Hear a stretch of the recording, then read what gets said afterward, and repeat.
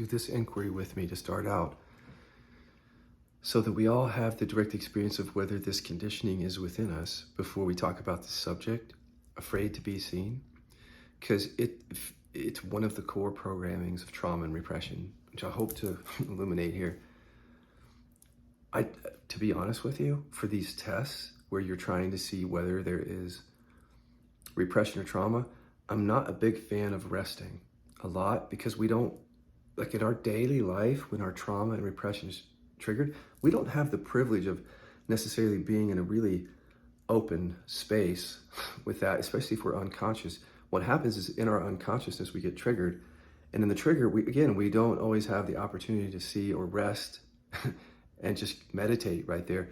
So I'm trying to show people how to do it with where you're at now, process from where you're at now, and try, instead of trying to get into like a really calm meditative state first. Because if you calm yourself too much, you can quiet the repression and the shame so much that it's deceptive. It seems like it's not there. Well, even if you do that though, let me show you how we can find it, even if you've buried it.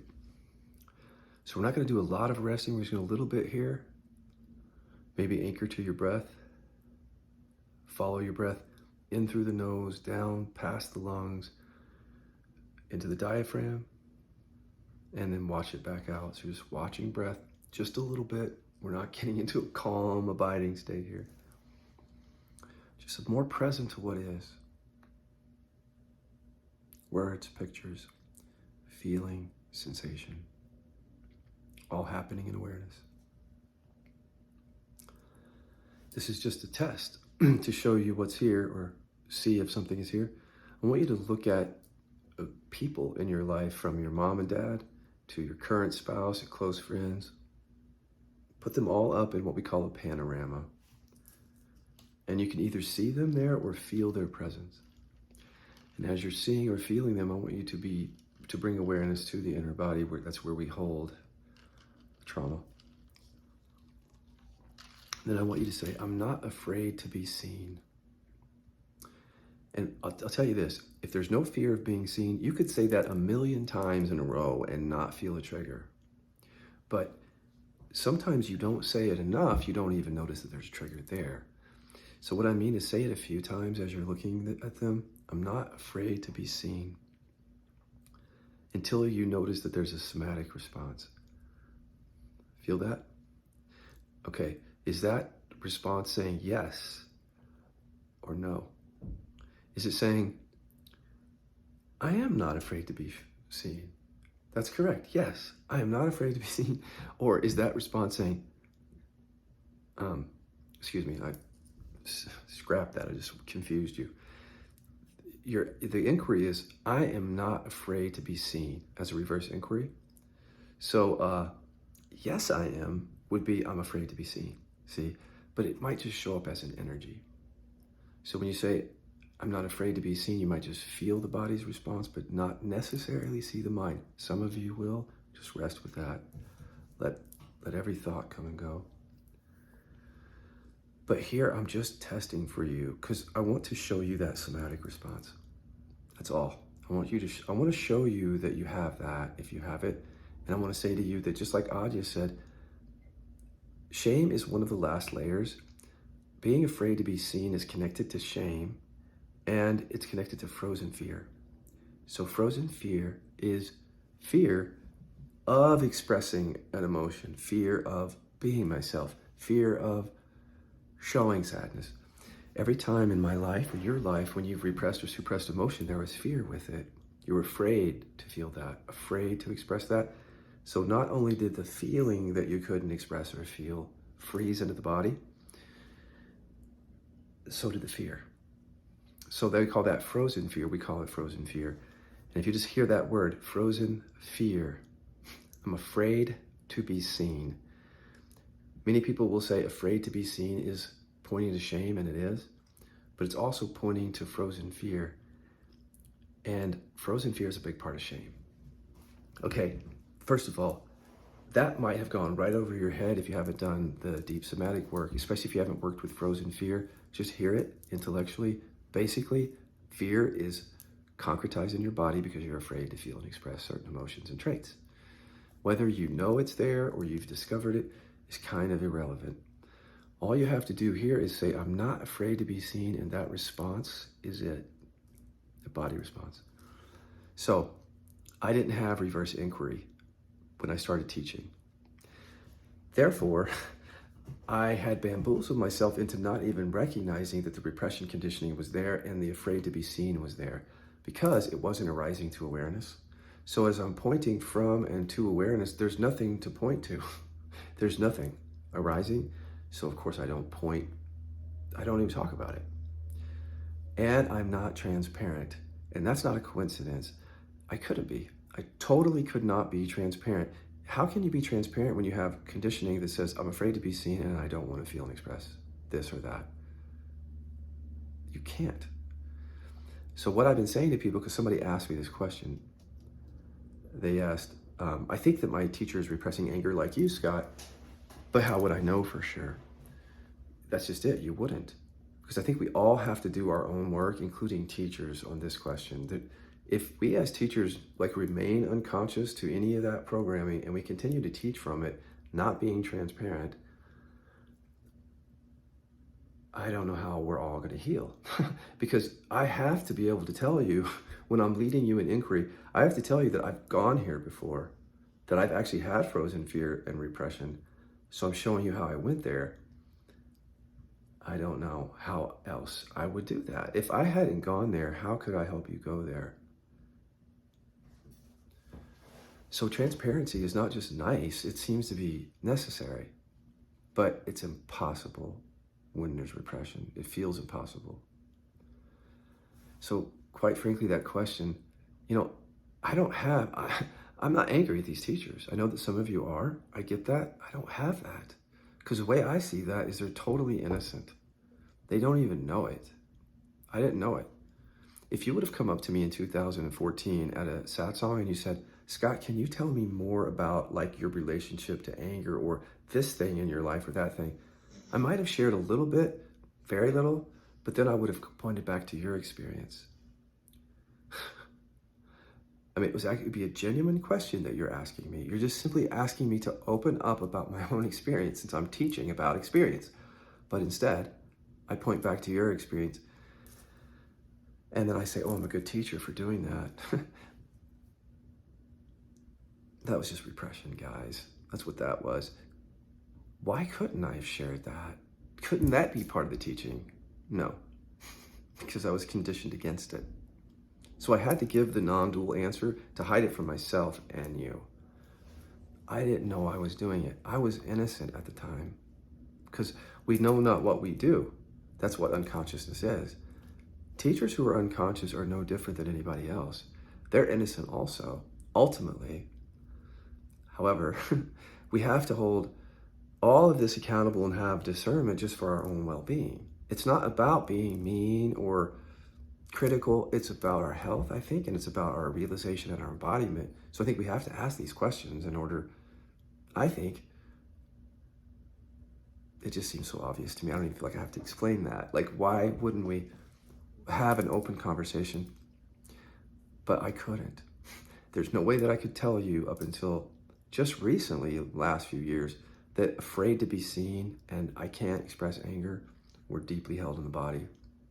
So another thing I want you to see when you're asking questions about teachers, I don't know what to tell you because they're not helping. See, you're asking somebody, it's like being in a relationship with somebody who they're not giving themselves to you. It's like, babe, can you show me more of yourself? Tell me how you're thinking. Tell me what you're feeling. Tell me how you process that or don't. And then after a while, it's like, it's not giving me anything. So it's frustrating. But what I'm saying is that they're probably not going to give you anything if there's trauma and repression because they don't know it. And it's a lot, actually, to be a teacher and to actually come and open up about that stuff. You have to do deep work, somatic work. I don't know what to tell you about whether your teacher has done that work. But I don't think that the focus should be really on them. It should just be, what I'm doing, when I'm telling you to focus on those teachers, it's simply to help you with the repression of the trauma that might not be met by those teachings. It's not really about them. They're innocent like you, but they're teaching, and that's the difference. So I'm just trying to help those who were misled by my teaching and my trauma and repression, and who continue, I think, to be misled by others. Just trying to help with that. And it just seems to me that transparency is, I don't see how you do healing without transparency. I mean, if I started to help you to heal trauma or reverse repression, wouldn't you want to know how I learned that? Because that's not information that we're born with. That's not insight or skill that we learn in our families or in school. How did I learn that? Because I had my own trauma and repression, see?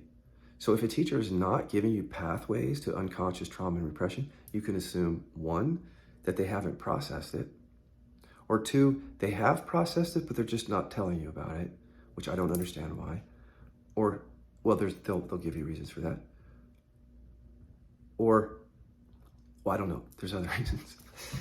But if you will do your own work, the reasons are seen to be nothing more than landing places. The reasons that we don't give for just being ourselves are just safety. That's all that is. So if you walk up to me and you ask me to be open and I don't share something, I'm staying safe. I might couch it in different words though. I might say, no, this has nothing to do with me. This is about you. Let me help you. And in that, I cut myself off from sharing myself with you, just like I would do in a relationship. And I don't know how that's going to flourish into some transformative thing there if I'm holding out on you. I think you all should be asking the questions like, did you resolve your trauma? Or do you know about emotional repression, teacher? And just listen for the answers. But I feel like when I get these questions, I'm trying to give you guys questions to ask your teachers because I know that you're loyal to them. And I'm trying to appreciate that relationship and give you questions to ask them so that somehow the relationship will turn into something more. But my feeling is that until the teachers become transparent, it's hard. It's hard to try to go about it the way that you're going about it because there's always this element of shadows with it. So before I started coming to talk about teachers, I had to do a lot of shadow work to make sure that I wasn't just some angry, repressed, traumatized kid, throwing a tantrum. It's still just unprocessed emotion. That's what I'm actually asking you guys to do, is just to process your own stuff. And then I think it'll all get much clearer in terms of all your relationships that are reinforcing trauma, or there's some sort of bonding around repression or something. Once you do your work, the clouds part and you can see more clearly. But you guys are coming to me with questions, I think, while you have the repression, so it really clouds you. And then when you start to ask questions about whether somebody else is repressing, you remember that shadows come from repression? So it's like, even if you saw that somebody was, how would you know that that's not actually just pointing you back to your own conditioning that's shadowing itself out there? What do you get from the teacher by going at them if they're not going to open up?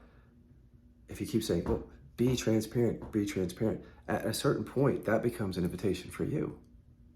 See, so the whole shadowing, where we try to get other people to be more authentic, or we say that they're not authentic, ends up just being another way back to our own experience. So I would just say, answer that question by doing the work yourself. And I wouldn't leave the teacher because they're innocent and they probably have a lot of good things to show you, but just supplement it, because what they can't show you, if they're not talking about it, is the subject. They can't. And I don't think there's anything else to say about that other than this. And I've already said, I'm going to reiterate, you guys are easily bamboozled by us. I'll just tell you, and we're not intending to do it, but because we're sometimes unconscious, but it's like you'll believe our answers. Even if we are unconscious, it's like, I guess because we're in the role of a teacher, you think, oh, well, if he said that, he must be telling the truth, or he must be clear on that. And I think you're giving us a little bit too much credit. And I think you should hold us to the same standard that you hold everybody else. In other words, if you don't do your own work, teacher, I don't know whether I can trust you if you're talking about this. Don't you think you would hold yourself to that standard? If I wanted to know what freedom from trauma or freedom in the midst of trauma and repression is, or healing, I have to do that work. Nobody else can do it for me. It seems to me that we're all going to end up there, and that these conversations about whether other people are repressing or teachers, in the end, they are also just pointers back to our own processing. And now that we have KI, we can all process that. We don't have to wait around for teachers to point to it if in fact they're not going to.